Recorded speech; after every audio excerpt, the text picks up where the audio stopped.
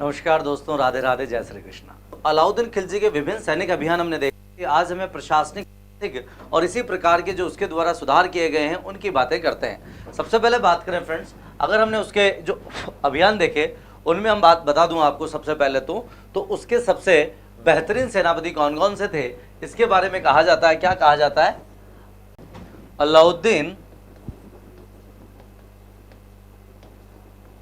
खिलजी के 4 प्रमुख खान सेनापति। प्रमुख खान का मतलब है इन्हें 4 खान ही कहते थे फ्रेंड्स, ठीक है। तो नाम पूछ लेते हैं कई बार कि 4 प्रमुख सेनापति कौन कौन से थे अलाउद्दीन खिलजी के फ्रेंड्स। तो बात करते हैं अपन। एक था अलप खान, एक था जफर खान, एक था नुसरत खान और एक था आपका उलूग खान।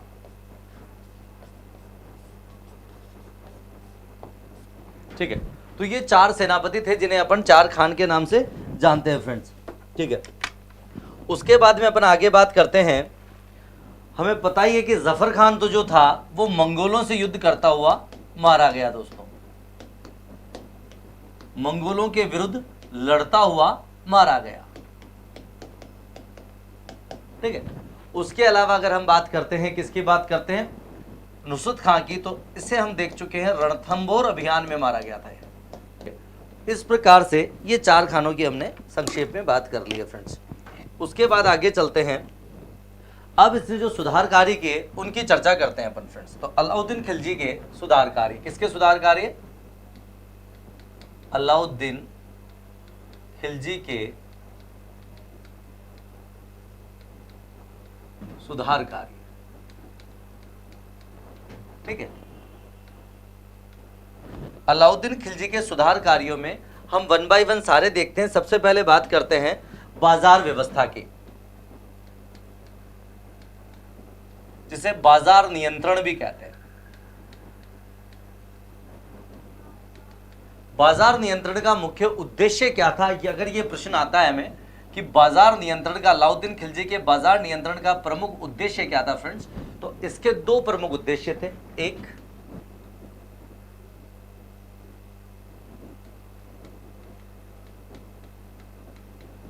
एक सैनिकों को संतुष्ट करना,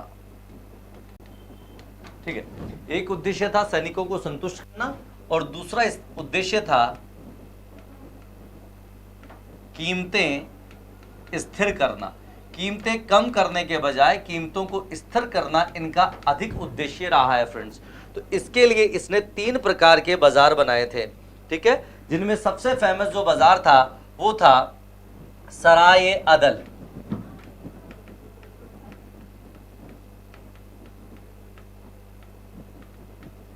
यहां पर घोड़ों, दासों, ठीक है, और जरूरत की वस्तुओं को यहां पर खरीदा और बेचा जाता था, ठीक है। पशुओं का बाजार था, तो इससे कीमतें निर्धारित हुई। इसके अलावा इसने कम तोलने की सजा निर्धारित की दोस्तों।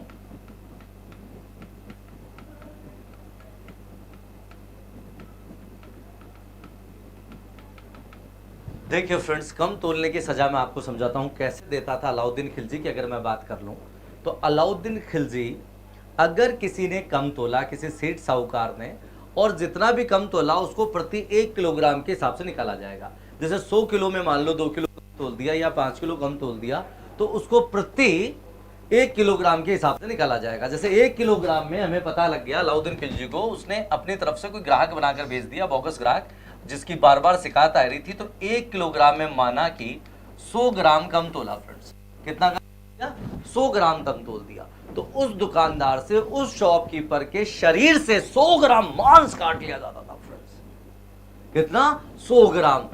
और अब मान लो कुछ दुकानदार थोड़े ज्यादा होशियार होते थे, अपने आप को एक्स्ट्रा ऑर्डिनरी समझते थे फ्रेंड्स, तो वो क्या करते थे, जैसे 1 किलोग्राम खरीदा तो आपको 1 किलोग्राम ही दिया, लेकिन आपको उस भोज्य सामग्री या जो भी चीज हम खरीद रहे हैं उसमें विभिन्न प्रकार के कंकड़ पत्थर डाल दिए। और मान लो 1 किलोग्राम में फिर उस, जैसे दाल खरीदी आपने चने की, तो चने की दाल उसने 1 किलो ही दी, लेकिन उसमें 100 ग्राम कंकड़ पत्थर, तो 100 ग्राम तो दाल कम दे दी और 100 ग्राम उसकी जगह कुछ अलग।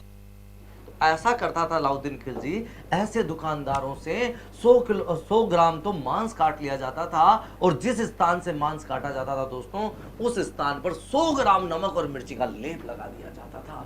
तो इस प्रकार से कठोर दंड व्यवस्था थी, जिसकी वजह से देखते ही देखते बाजार नियंत्रण व्यवस्था उसकी स्थायी हो गई दोस्तों। ठीक है, अब कौन कौन से बाजार थे तो उनकी बात मैं कर लेता हूं। तो 3 बाजार थे फ्रेंड्स, वो कौन कौन से थे बात कर लेते हैं। एक था दीवाने रियासत, सीधा सीधा लिख दूं तो दीवाने रियासत, एक डिपार्टमेंट तो ये खोला उसने। ठीक, दूसरे का अगर मैं बात करूं तो दूसरे का नाम था क्या था, शहना ए मंडी। ये पुलिस अधिकारी था अपने आप में। प्रत्येक डिपार्टमेंट में जो प्रमुख अधिकारी बनाया उसका नाम होता था दोस्तों शहना, तो शहना ए मंडी। ठीक है, और अगर तीसरे अधिकारी की अपन बात करें तो परवाना नवीस।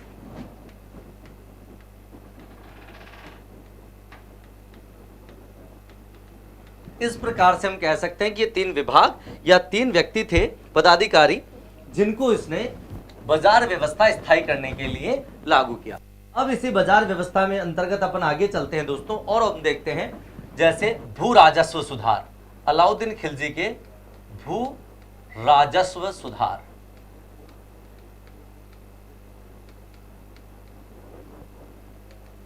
तो भू राजस्व सुधार में मैं आपसे बात करना चाहूंगा कि सल्तनत काल का ऐसा पहला शासक जिसने भूमि की मशाहत कराई, मशाहत का मतलब पैमाइश कराई, पैमाइश का मतलब होता है दोस्तों नाप कराई। तो प्रथम शासक सल्तनत कालीन प्रथम शासक, कैसा प्रथम शासक, जिसने भूमि की मशाहत, शब्द आ सकता है एग्जाम में, थोड़ा टिपिकल वर्ड है इसीलिए लिख रहा हूं, यानी पैमाइश अर्थात नाप करवाई दोस्तों। तो पहला शासक सल्तनत कालीन जिसने भूमि की नाप कराई, पैमाइश कराई, वो कौन था, अलाउद्दीन खिलजी था दोस्तों। अब तक जो लिया जाता था टैक्स, वो लिया जाता था फ्रेंड्स 1/3, यानी लगभग 33%। लेकिन अलाउद्दीन खिलजी ने इसको 1/2 यानी कि 50% कर दिया। तो अलाउद्दीन खिलजी के समय भू राजस्व कितना लिया जाता था, 50%। लेकिन फ्रेंड्स इस भू राजस्व की 2 कैटेगरियां करी इसने। कौन कौन सी 2 कैटेगरियां करी, देखो, एक मुस्लिम किसान,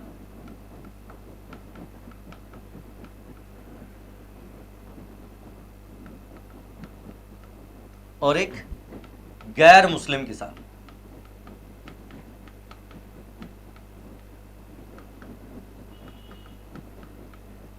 तो अलाउद्दीन खिलजी क्या करता है फ्रेंड्स, जो मुस्लिम किसान है उनसे लेता था, कितना लेता था, 1/3, जबकि जो गैर मुस्लिम थे उनसे कितना लेता था, 1/2। तो ये इसने थोड़ा सा अलग कर रखा है कि उनसे तो कितना ले रहा है, 50%, ठीक है, और इनसे ले रहा है लगभग, मुस्लिम जो किसान है उनसे ले रहा है लगभग 33%। तो इस प्रकार से इसने भू राजस्व की 2 कैटेगरियां बना दी दोस्तों।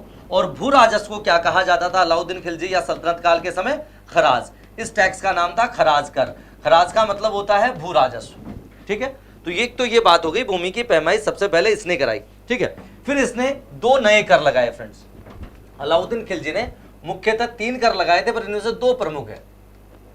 इससे पहले के किसी भी शासक ने ऐसे कर नहीं लगाए थे।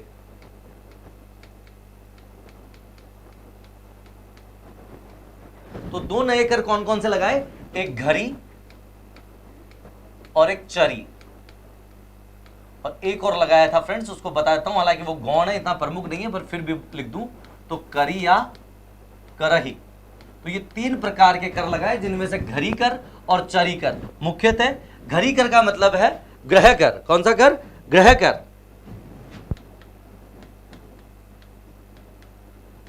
ठीक है, होम टैक्स। और ये चरागाहों पर कर, अर्थात अगर आप अपने मवेशियों को सार्वजनिक भूमि पर चरवाते हैं तो उसके बदले में आपको टैक्स देना पड़ता था, और उसी टैक्स का नाम क्या था, चरी कर था फ्रेंड्स। ठीक है, इसके अलावा जो लोग तो नहीं चुका पाते थे, या यूं कहें कि बकाया राजस्व रह जाता था, तो बकाया राजस्व वसूल करने के लिए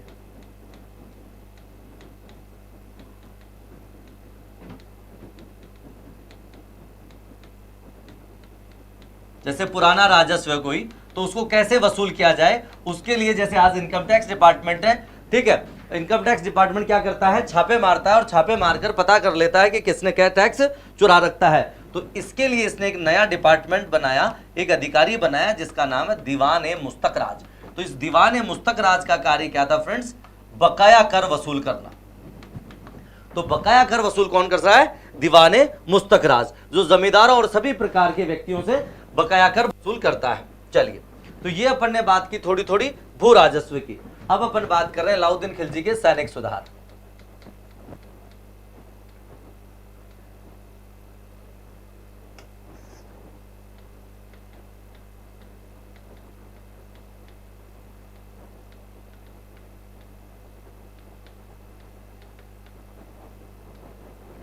तो सैनिक सुधार में हम बात कर लेते हैं क्या क्या सुधार किए उसने। देखो दोस्तों, सबसे पहले तो सैनिकों को नगद वेतन देना शुरू किया।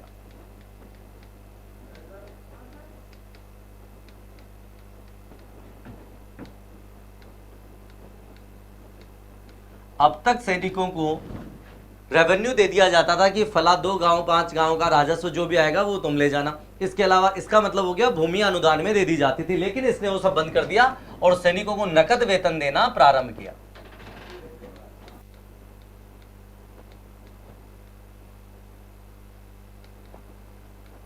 चलो, तो पहली चीज तो इसने क्या कर दी, सैनिकों को नगद वेतन देना शुरू कर दिया है दोस्तों। और क्या क्या काम कर रहा है देखते हैं। सैनिकों का हुलिया रखना शुरू कर दिया इसने।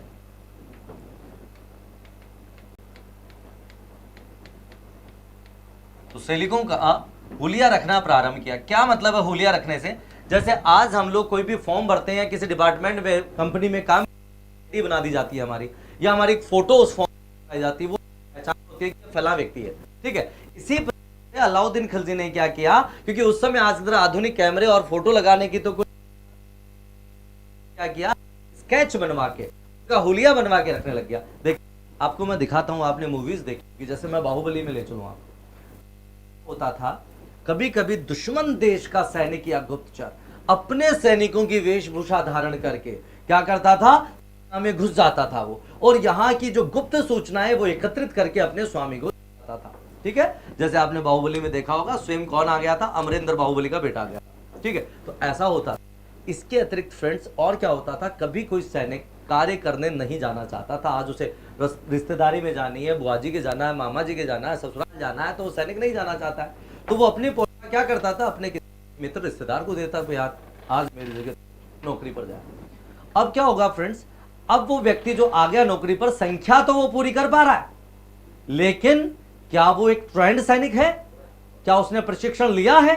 और जब युद्ध शुरू होगा दोस्तों, तो वो सैनिक युद्ध में काम आ जाएगा, मारा जाएगा, और इतिहास गवाह है, युद्ध मरकर नहीं शत्रु को मारकर जीते जाते हैं। तो वो व्यक्ति तो मरा ही मरा, साथ में शासक युद्ध हार गया। इसलिए ऐसा कुछ भी नहीं हो, इसके लिए इसने क्या कर दिया, सैनिकों का हुलिया रखना शुरू कर दिया है फ्रेंड्स, ठीक है।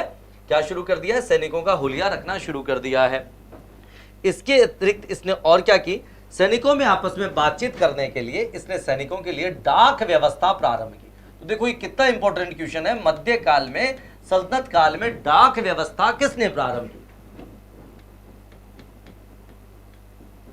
हालांकि इसने डाक व्यवस्था शुरुआत कहां की, केवल सेना में ही की, सैनिकों के लिए ही डाक व्यवस्था का प्रारंभ इसने किया था फ्रेंड्स, ठीक है। इसके अलावा इसने और क्या किया, इसने घोड़े दागने की प्रथा चालू की।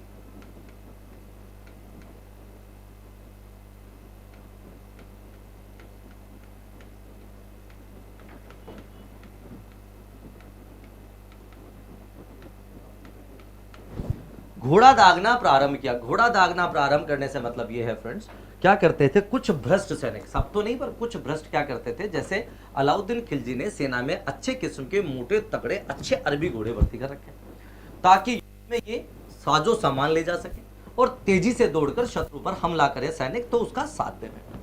लेकिन कुछ भ्रष्ट लोग कहते थे इन अच्छे मोटे तगड़े घोड़ों को तो बाजार में जाकर बेच दिए, जैसे मान लो एक 25,000 का मोटा तगड़ा को 25 में बेच दिया, और उसकी जगह संख्या तो दिखानी है, मरियल सा टट्टू सा दुबला पतला सा घोड़ा 5,000 में बेच के लिए। अब आपको बताया 20 प्रॉफिट हो गया जो उन्होंने जेब में डाल दिया है। अब जब युद्ध होता तो वो सैनिक, वो घोड़ा अपने आप को लेकर नहीं चल पाता था फ्रेंड्स, सैनिक को और माल को ढोकर जाना तो बहुत दूर की बात है। तो सुल्तान सोचता कि भाई मेरे घोड़ों को हो क्या गया है, कोई टीबी टाबी हो गया, क्या बात है। उसको समझ में आ गया कि कुछ सैनिक गड़बड़ कर रहे हैं, इसलिए उसने क्या किया, गरम गरम मोहर करके उन घोड़ों की पीठ पर लगानी शुरू कर दी। अब अगर किसी सैनिक के पास बिना मोहर का घोड़ा है तो कहाँ है, कहाँ से आया, और अगर किसी सिविलियन के पास मोहर वाला घोड़ा है तो भैया कहाँ से आ गया। और अलाउद्दीन खिलजी कहता था कि तुम्हारी जो पहली गलती है वही आखिरी है, क्योंकि दूसरी गलती करने के लिए तुम जिंदा ही नहीं रहोगे, सजाए मौत। तो ऐसे उसने घोड़े दागने की प्रथा प्रारंभ की दोस्तों, ठीक है। तो ये भी उसके सुधारों का एक अंग था। इसके अलावा एक चीज और होती थी, लूट का माल दोस्तों, लूट का माल। इस लूट के माल को बोला जाता था खम्स या खुम्स। ये क्या होता था, जब किसी दुश्मन देश पर ये अटैक करते थे तो अटैक करने के बाद में इनकी सेना को फ्री छोड़ दिया जाता था। उस समय ये दूसरे रियासत में, राज्य में लूटना इनके शासकों के समय वाजिब था, जायज था। तो लूट का जो माल था वो अब तक क्या किया जाता था फ्रेंड्स, उसका 80% तो सेना में बांट दिया जाता था, ताकि सैनिक संतुष्ट रहें और उनकी पूर्ति हो सके, क्योंकि उन्हें नगद वेतन पहले नहीं दिया जाता था। और उसका 20% राजा रखता था, यानी राजकोष में जमा होता था, सुल्तान रखता था। लेकिन अलाउद्दीन खिलजी कहता है कि मैं आप लोगों को फिक्स्ड सैलरी दे रहा हूं, तो इंसेंटिव कम दूंगा भी। तो उसने इसको उल्टा कर दिया दोस्तों। सेना को तो अब कितना मिलेगा, 20%, और राजकोष में कितना जमा होगा, राजकोष में कितना जमा होगा फ्रेंड्स, 80%। कितना जमा होगा, 80%।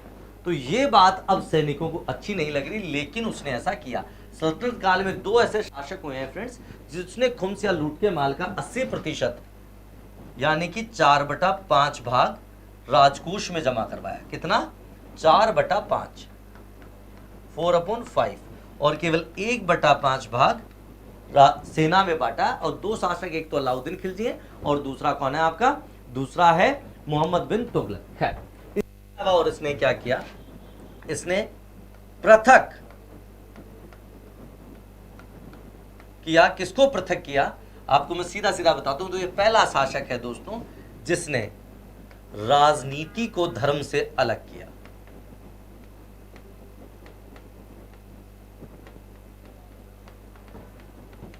पहले उलेमा वर्ग का काफी दबदबा रहता था राजनीति पर उलेमाओं को अलाउद्दीन खिलजी कहता है कि मैंने किताब नहीं पढ़ी है, यानी कि इस्लाम धर्म से रिलेटेड मैंने कोई भी कुरान, हदीस, शरीयत नहीं पढ़ी है, लेकिन ना ही मैं विद्वान हूं, लेकिन फिर भी मैं जन्म से मुसलमान हूं, और मुझे जो उचित लगता है राज्य के हित में और समय और परिस्थिति की प्रासंगिकता में, मैं वही आदेश देता हूं और वैसा ही करता हूं।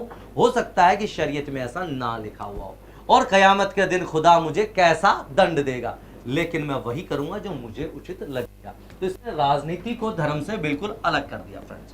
पहली बार सल्तनत काल में प्रथम बार स्थायी सेना इसी ने लिखी। इससे पहले के शासक कुछ सैनिक रखते थे और स्थायी सेना जरूरत पड़ने पर ही भर्ती करते थे, टेम्परेरी रखते थे, स्थायी रूप से परमानेंट आर्मी नहीं रखते थे। पर पहला शासक जिसने सशक्त रूप से क्या किया, स्थायी सेना रखी। इसके अलावा सर्वाधिक मंगोल आक्रमण इसी के काल में हुए। क्वेश्चन आ जाता है, सर्वाधिक मंगोल आक्रमण किस सुल्तान के काल में हुए, तो सर्वाधिक मंगोल आक्रमण इसी के काल में हुए, और संभवतः इन्हीं आक्रमणों से सुरक्षा के लिए इसने एक सशक्त स्थायी सेना रखना शुरू किया था फ्रेंड्स। तो सर्वाधिक मंगोल आक्रमण,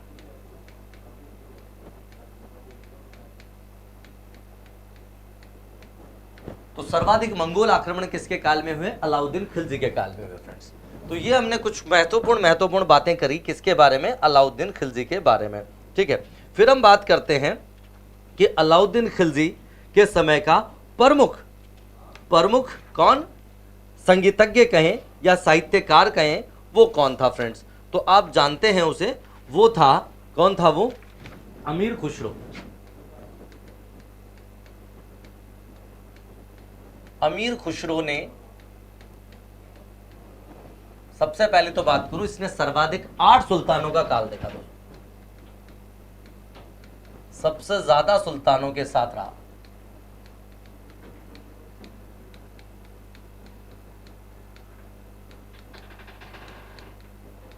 तो सबसे ज्यादा 8 सुल्तानों को काल किसने देखा, तो वो अमीर खुसरो है। अमीर खुसरो अपने आप को तोतिए हिंद कहता है फ्रेंड्स, हिंदुस्तान का तोता यानी पोपट, क्योंकि बोले हिंदुस्तान के बारे में मैं बोलता हूं लिखता हूं, इसलिए मैं कौन हूं, तोतिए हिंद हूं। अमीर खुसरो के गुरु का नाम था फ्रेंड्स निजामुद्दीन औलिया।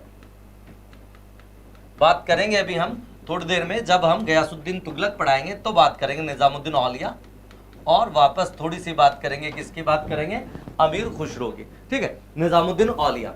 और इसके अतिरिक्त अगर हम इसमें से बात करें तो इसने किस किस सुल्तानों का काल देखा, तो पहले और लास्ट का बताता हूं। इसने गयासुद्दीन बलबन से लेकर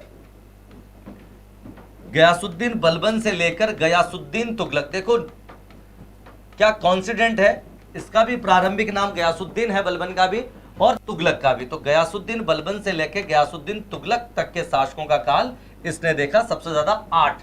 ठीक है, तो ये 8 जो सुल्तान थे वो ये थे। कौन कौन थे, अगर मैं नाम की बात करूं तो देखो गयासुद्दीन बलबन हो गया, बलबन के बाद दूसरा काउंट करते जाना, मैं लिख ही देता हूं कौन कौन से हैं। चलते हैं आगे। देखो अमीर खुसरो की बात कर रहे हैं, किसके समय में रहा ये,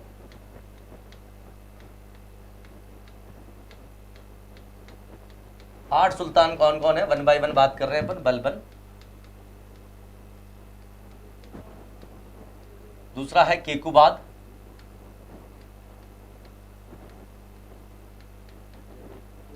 ठीक है, तीसरा अपन बात करते हैं क्यूमर्स,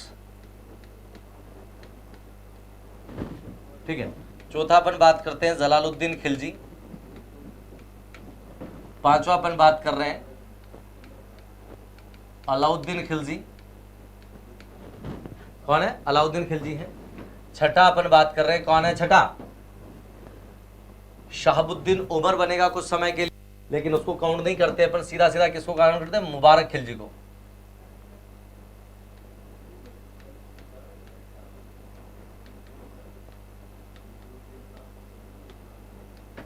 मुबारक खिलजी के बाद सातवां अपन बात कर सकते हैं खुशरव शाह,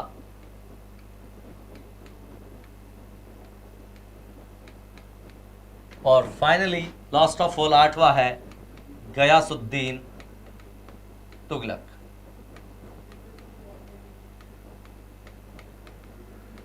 तो ये 8 हो गए, इनके साथ में रहा कौन, रहा अमीर खुसरो। अमीर खुसरो की प्रमुख कृति बहुत सारी थी, लेकिन सबसे मैन है खजाइन उल फुतूह।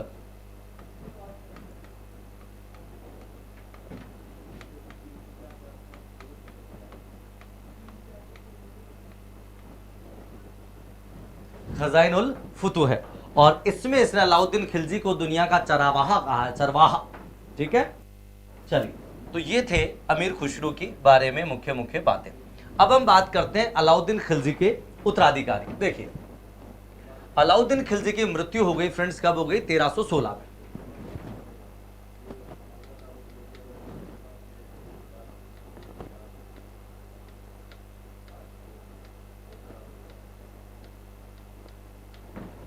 अलाउद्दीन खिलजी के उत्तराधिकारी,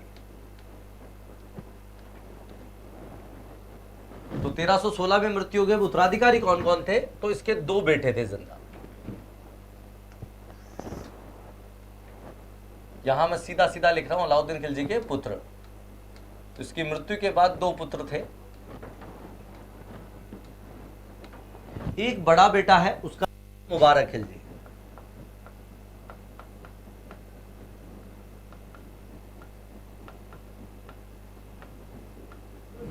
मुबारक खिलजी, और एक है दूसरा छोटा शहाबुद्दीन उमर।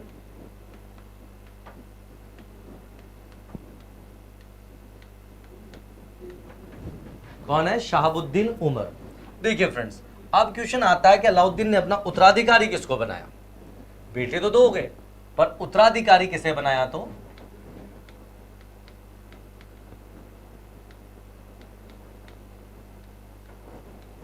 शहाबुद्दीन उमर को इसने अपना उत्तराधिकारी बनाया, जबकि शहाबुद्दीन उमर छोटा था। और इसका संरक्षक किसको बना दिया,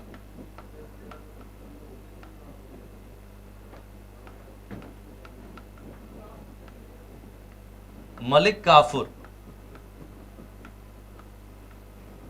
तो मलिक काफूर को इसको संरक्षक बना दिया। मलिक काफूर भी ऐसा कहते हैं लोग कि आखिरी दिनों में थोड़ा सा अलाउद्दीन खिलजी से यूं समझ सकते हैं कि इसने बगावत सामने नहीं की पर पीठ पीछे जरूर की, और ये चाहता था कि शहाबुद्दीन उमर शासक बने, क्योंकि ये जब तक मैच्योर होगा तब तक कई साल लगेंगे और तब तक शासन की बागडोर मेरे हाथ में रहेगी।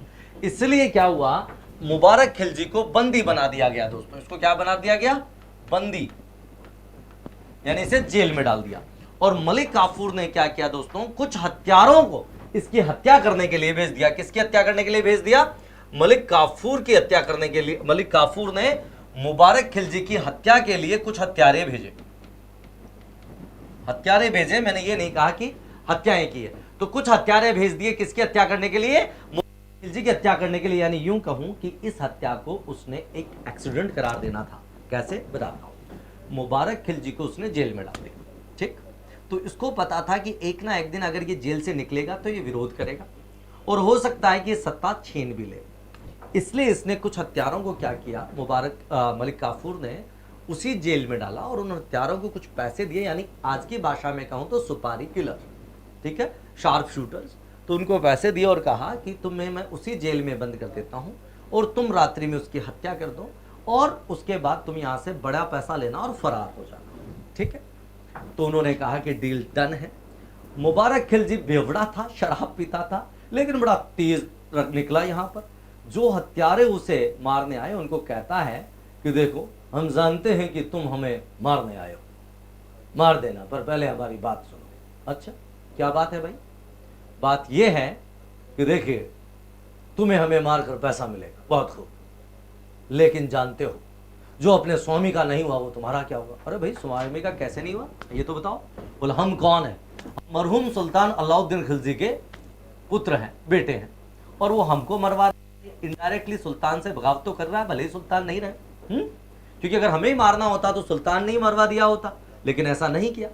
तो और उसके बाद में तुम क्या सोचते हो, तुम बचकर निकल जाओगे? नहीं, क्योंकि अगर तुम बाहर जाकर ये कह दो कि मुबारक खिलजी को काफूर ने मरवा दिया तो पब्लिक, उसकी सेना उसकी विरोधी हो जाएगी, इसलिए वो तुम्हें भी मार देगा। इसलिए तुम मेरी बात सुनो, क्या, जितना वो उसने पैसा दिया उससे मैं तुम्हें डबल दूंगा और ऊंचा पद भी दूंगा, क्योंकि अगर मैं जिंदा रहा तो मैं एक ना एक दिन हिंदुस्तान के तख्त पर क्या करूंगा, हिंदुस्तान के तख्त पर बैठूंगा, शासक बनूंगा। एक मिनट,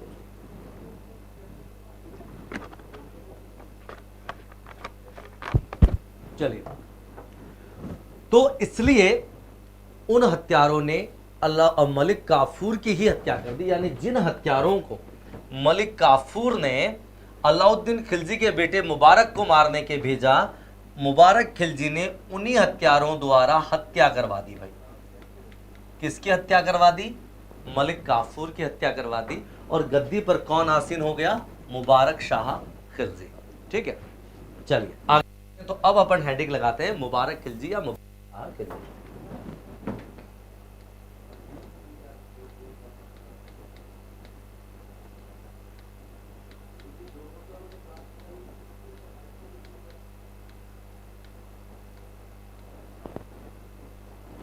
मुबारक शाह खिलजी की अगर मैं आपसे बात करूं तो इसका शासनकाल है 1316 ईस्वी से लेकर 1320 ईस्वी तक। 1316 से 1320 ईस्वी तक। चलिए, तो अब इसमें से क्या क्या क्वेश्चन आता है मैं बता देता हूं आपको। सबसे पहली बात, इसने स्वयं को खलीफा घोषित किया।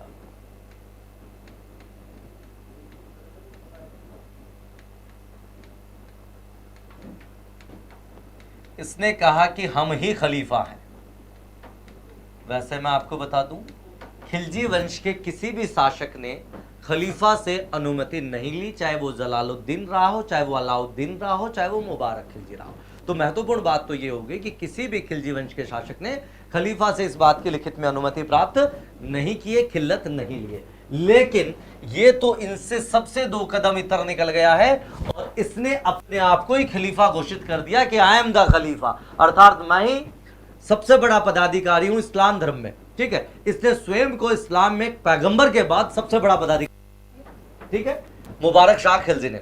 दूसरी बात महत्वपूर्ण जो है, ये बेवड़ा था, यानी ये अव्वल दर्जे का शराबी था दोस्तों। चलिए, शराबी था तो ठीक है, लेकिन अब मैं आपको बात बताऊंगा कि ये शराब के में दोस्तों क्या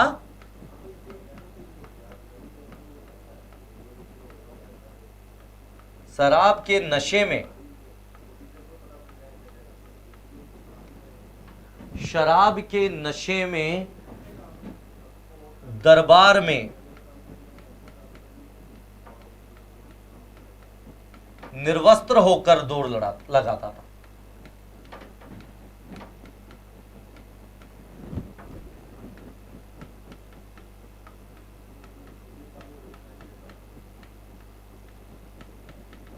तो क्या करता था ये दरबार में? निर्वस्त्र दौड़ लगाता था फ्रेंड्स। तो आप देख रहे हैं ये किस प्रकार के व्यक्तित्व का धनी था ये व्यक्ति, ठीक है। चलिए, तो विलासी प्रवृत्ति का था, ये तो हमें समझ में आ गया। शराबी था मतलब हम कह सकते हैं कि ये विलासी था, और विलासी प्रवृत्ति उस जमाने का मतलब हो गया कि दरबार में सुरापान हो रहा है और नृत्य गान हो रहा है, इसी को अपन क्या बोलते हैं? विलासी।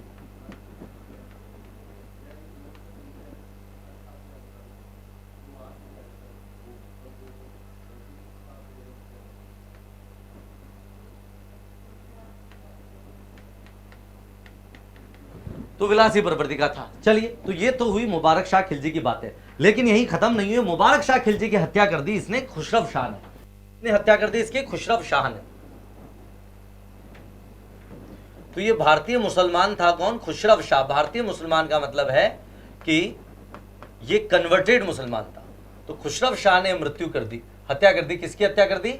मुबारक खिलजी की। संभवतः उसके द्वारा किए गए चाल चलन से ये नाराज हो गया, इसको पसंद नहीं आया कि एक सुल्तान ऐसा भी हो सकता है क्या, और इसने 1320 ईस्वी में हत्या कर दी। किसकी हत्या कर दी? मुबारक शाह खिलजी की, ठीक है। लेकिन ये स्वयं भी काउंट होता है, किस वंश में काउंट होता है, इसको भी अपन खिलजी काउंट करते हैं। तो अगला शासक लिखता हूं, लेकिन आपको क्वेश्चन आता है कि खिलजी वंश का अंतिम शासक कौन था, तो हमें मुबारक खिलजी ही उत्तर देना है फ्रेंड्स।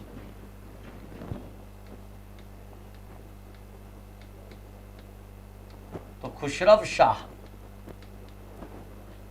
तो बात करते हैं अपन खुसरव शाह की। सबसे पहले 1320 में शासक बनाइए और 1320 तक ही रहा। क्या? 1320 में बना और 1320 ईस्वी तक ही रहा। कौन था ये? तो मैं बता दूं। देखिए, सबसे पहले इसने कितने महीने शासन किए? तो मात्र 4 माह शासक रहा। कैसे शासक बना था ये? तो ये हमने देख लिया, इसने मुबारक खिलजी की हत्या की थी और हत्या करने के बाद ये शासक बन गया था। तो ये प्रथम भारतीय मुसलमान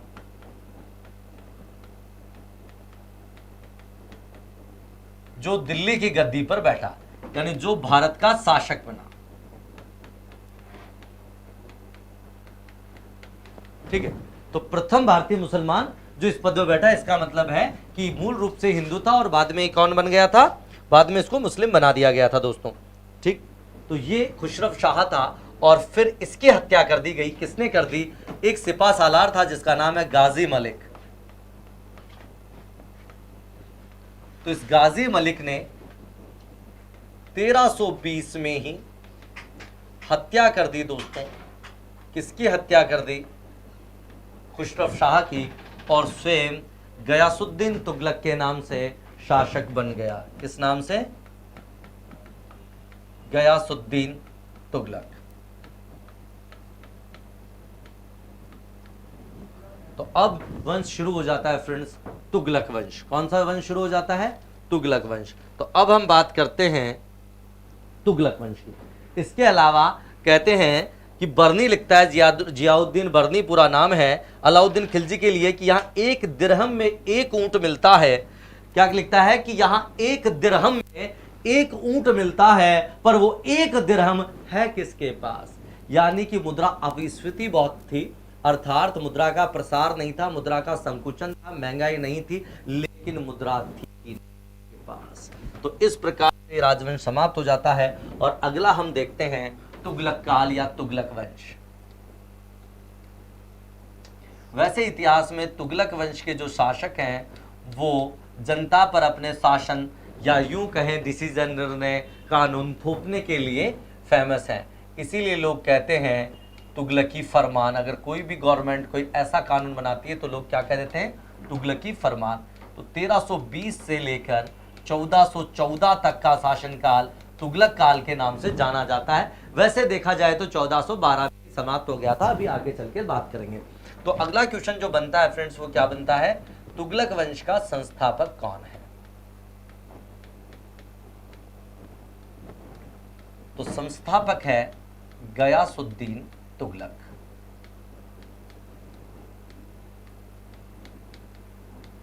गयासुद्दीन तुगलक। तो फिर बात करते हैं कि गयासुद्दीन तुगलक का शासनकाल कब से कब तक है। तो ये बनता है 1320 में, ठीक है।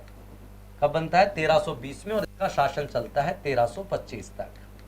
तो इसने लगभग 5 वर्ष तक शासन किया। फिर क्वेश्चन आ जाता है इसका मूल नाम क्या था। तो मूल नाम था गाजी मलिक। अब इसमें से क्या क्या इंपॉर्टेंट क्वेश्चंस बनते हैं बात कर ले। देखिए फ्रेंड्स, सल्तनत काल में सर्वप्रथम सिंचाई के लिए नहरों का निर्माण किसने करवाया। तो इसका उत्तर आता है गयासुद्दीन। तो सर्वप्रथम नहरों का निर्माण करवाया। ध्यान रखना, अगर क्वेश्चन ये आता है कि सबसे ज्यादा नहरें किसने बनवाई तो उत्तर जाएगा फिरोज तुगलक या फिरोज शाह तुगलक, ठीक है। लेकिन सिर्फ क्वेश्चन आता है कि सबसे पहले नहरें किसने बनवाई। तो अगर सबसे पहले नहरें बनवाने का पूछा जाता है तो उत्तर जाता है गयासुद्दीन तुगलक। ये वो पहला शासक है सल्तनत काल का जिसने सबसे पहले नहरें बनवाई, ठीक है। इसके अलावा इसने कृषि सुधार लागू किए। जो अलाउद्दीन ने किए थे वो पूरे के पूरे लागू नहीं कर पाया था, लेकिन इसने कृषि सुधार लागू किए।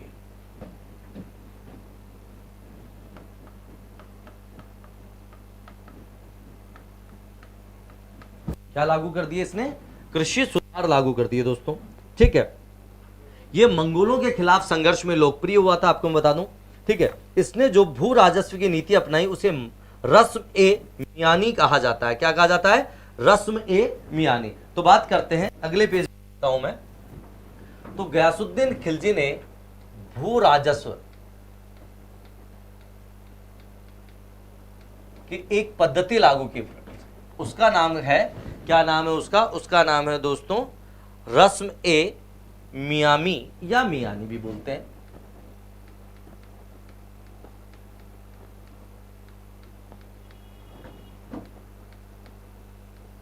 क्या है ये रस्म ए मियामी, इसको समझते हैं। देखिए दोस्तों, इसका मतलब होता है लगान जब लागू किया जाए तो बड़ी ही उदारता से लागू किया जाता है, ठीक है। यानी कि लगान या टैक्स यानी इसकी दर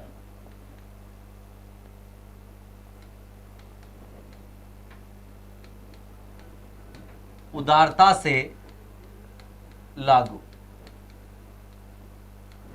तो लगान की दर उदारता से लागू की जाती है, यानी कि टैक्स बहुत कम रखा गया है कि पब्लिक आराम से उसको पे कर सके, चुका सके।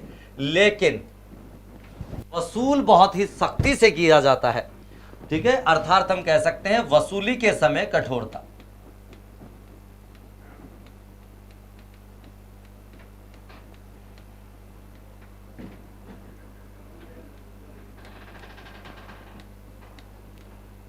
वसूली के समय क्या है, कठोरता है। इसी को रस्म ए मियामी कहा जाता था, ठीक है।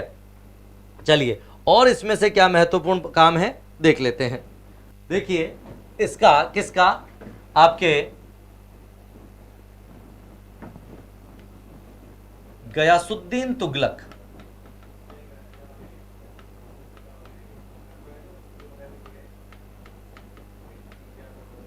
इनके समकालीन जो शासक था, या सॉरी समकालीन जो सूफी संत था वो था निजामुद्दीन औलिया। तो गयासुद्दीन तुगलक का निजामुद्दीन औलिया से विवाद था फ्रेंड्स।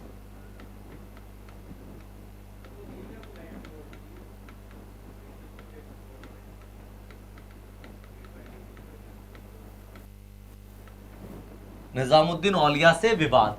निजामुद्दीन औलिया की अगर क्वेश्चन आ जाता है कि दरगाह कहां है तो दिल्ली में।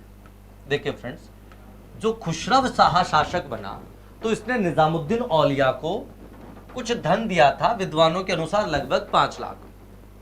तो गयासुद्दीन तुगलक जब शासक बना तो उसने उस धर्म की वापस मांग की कि भैया वो धन मुझे वापस दे दो, लेकिन उसने देने से मना कर दिया फ्रेंड्स। ठीक है, देने से क्या कर दिया, मना कर दिया, और इनमें विवाद बढ़ गया। गयासुद्दीन तुगलक बंगाल अभियान से वापस लौट रहा था, तो अनबन चल रही थी, तो इसने निजामुद्दीन औलिया ने गयासुद्दीन तुगलक को कहा हनूज दिल्ली दूरस्त। क्या कहा, हनूज दिल्ली दूरस्त, अर्थात दिल्ली अभी दूर है। दोस्तों क्या कह दिया इसने कि दिल्ली अभी दूर है, और हकीकत में दूर ही साबित हुई। क्या हुआ मैं समझाता हूं आपको। जब गयासुद्दीन तुगलक बंगाल अभियान से लौट रहा था तो इसका एक पुत्र है, नाम है जोना खां। पुत्र, कई लोग इसे जूना कह देते हैं तो कई इसे जोना कह देते हैं, जोना खां। ठीक है, तो जूना खां या जोना खां ने अपने पिता के वापस जीतकर लौटने की खुशी में क्या किया दोस्तों, उसने इसके लिए एक लकड़ी के महल का निर्माण करवाया। दिल्ली से थोड़ा पहले ये क्या बनाया, कास्ट महल बनवाया।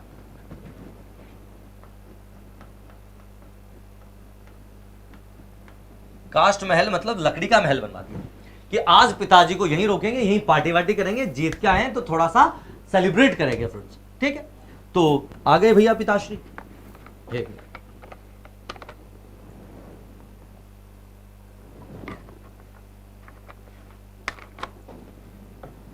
तो अब जब पापा वापस आ गए किसके, जोना खां के, तो उसने यहां पर लकड़ी का एक शानदार आलीशान महल बनवाया और उसमें भैया पार्टी वार्टी हुई, यानी कि सुरापान हो रहे हैं, नृत्य गान हो रहे हैं, महफिलें सजी हुई है, और भाई आज रात यहीं रेस्ट करेंगे, कल चलेंगे घर पे।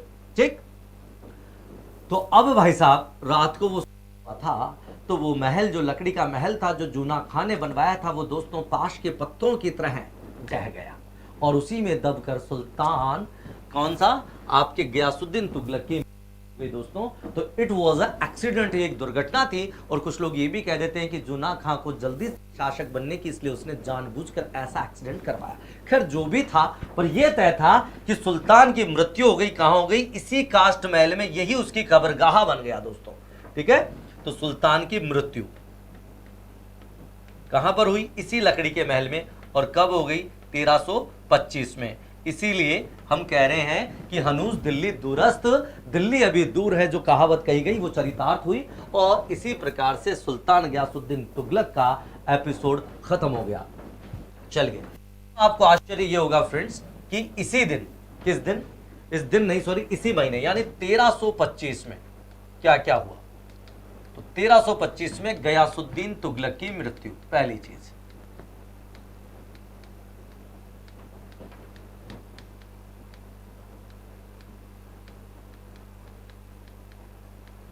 ठीक है, गयासुद्दीन तुगलक की क्या हो गई, मृत्यु हो गई। चलिए, इसी 1325 में और क्या हुआ देखते हैं।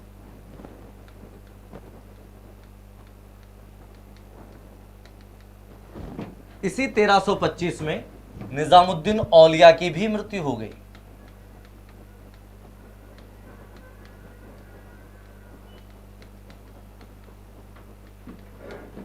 ये सिर्फ संयोग है, तो निजामुद्दीन औलिया की मृत्यु, सूफी संत थे, चिश्ती सिलसिले से संबंधित है, तो इनकी भी मृत्यु हो गई।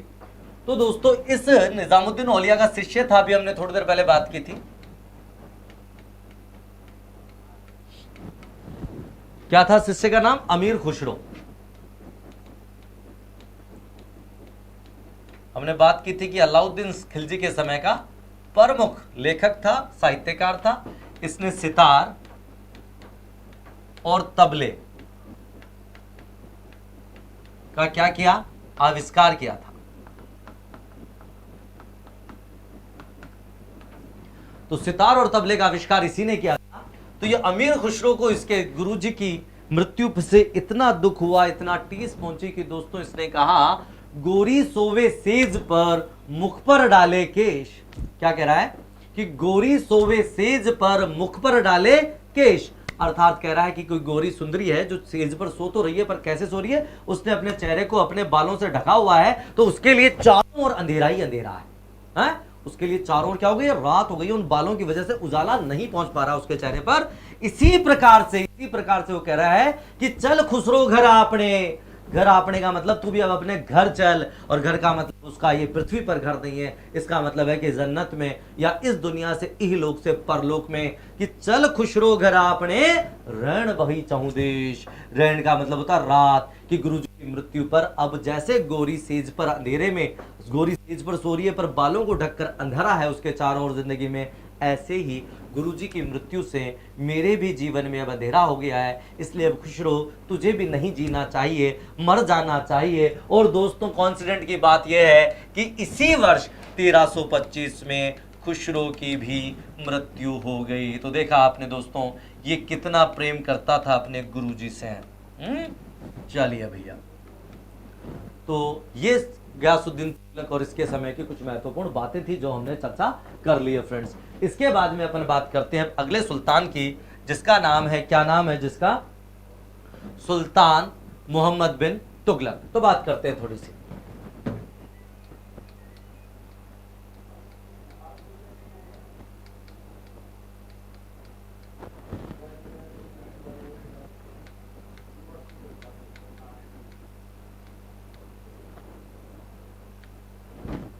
सुल्तान मोहम्मद बिन तुगलक दोस्तों, ठीक है।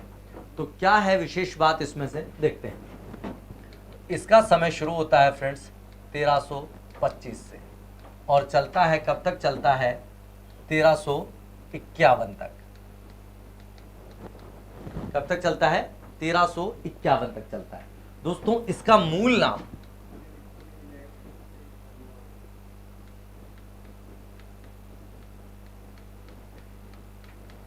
जोना खां या जूना खां, जो अभी हमने थोड़ी देर पहले देखा था।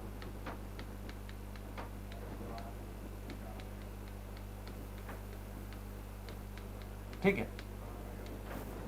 अब इसके उपनाम या अगर हम उपाधियों की बात करें फ्रेंड्स, तो बड़ा ही अजीबोगरीब बातें हैं। इसे क्या क्या कहते हैं लोग, इसके उपनामों की बात मैं कर लेता हूं।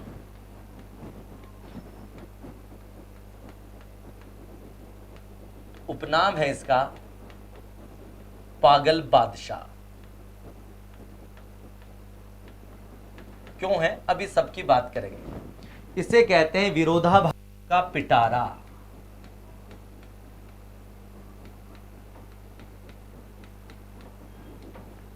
क्या कहते हैं, विरोधाभासों का पिटारा।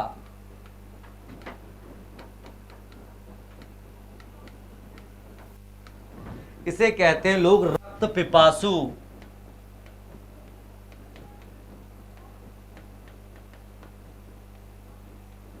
क्या कहते हैं, रक्त पिपासु मतलब खून का प्यासा। इसके अलावा कहने वाले इसे सनकी भी कह देते हैं फ्रेंड्स।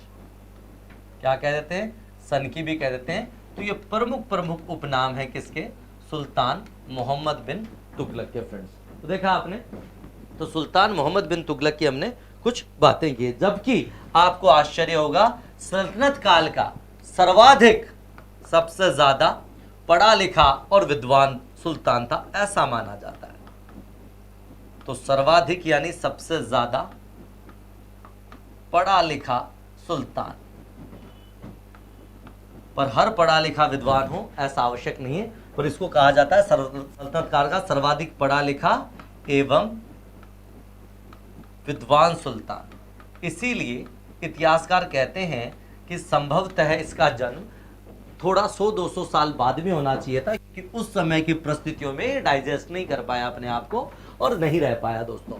ठीक है, तो हम अब अगली कक्षा में देखेंगे फ्रेंड्स, क्या देखेंगे कि इसको क्यों तो पागल बादशाह कहा गया, क्यों विरोधाभासों का पिटारा कहा गया, क्यों इसको खून का प्यासा, सनकी और इस प्रकार के शब्दों के साथ प्रयोग किया गया। ऐसा मोहम्मद बिन तुगलक ने क्या किया कि इतिहास इसे पागल कहने पर मजबूर हो गया है दोस्तों। ऐसी कौन कौन सी योजनाएं थी जो इसने बनाई, किंतु वो सफल नहीं हो सकी, और इसकी मृत्यु पर इतिहासकारों ने कह दिया, क्या कह दिया, कि आज राजा को प्रजा से और प्रजा को मुक्ति मिल गई। ये सब हम देखेंगे दोस्तों अगले एपिसोड में। आज के लिए इतना ही।